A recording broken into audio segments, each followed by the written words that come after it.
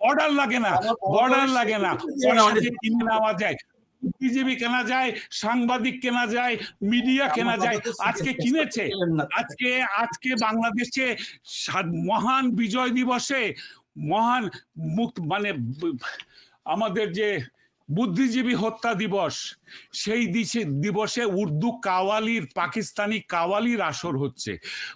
পাকিস্তান থেকে গায়ক এনে বাংলাদেশে কাওয়ালির আসর এবং ওপেন কনসার্ট হয়, লালনের অনুষ্ঠান বন্ধ হয়ে যায়, লালন বন্ধ হয়ে যায়। আপনি তারপরে বলেন পাকিস্তান কিছু করে নাই আপনাকে, খালি বর্ডারে ফেলানি মেরেছে।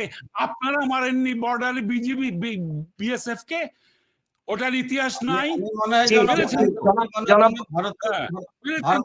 আপনি পাকিস্তানের ষড়যন্ত্র দেখতে পাচ্ছেন না কেন? কারণ আপনি দেখতে চান না, অথবা আপনি যে ষড়যন্ত্রের অংশীদার। আপনি বলতেছেন যে মার্কিন যুক্তরাষ্ট্রের আপনি নাগরিক, আমিও নাগরিক। আমার প্রথম অ্যামেন্ডমেন্ট হচ্ছে আমার বাক স্বাধীনতা। আমি মার্কিন সরকারের কোন রকম বৈদেশিক নীতি আমি মানবো না। আমি যদি বলি আমাকে কিচ্ছু করতে পারবে না। আর বাংলাদেশে করা যেত? মুক্তিযুদ্ধের সময় আমেরিকার সরকার ছিল বাংলাদেশের বিরুদ্ধে, কিন্তু আমেরিকার জনগণ আমাদেরকে সমর্থন দিয়েছে এবং সেই কারণে আমি আমেরিকা এসেছি।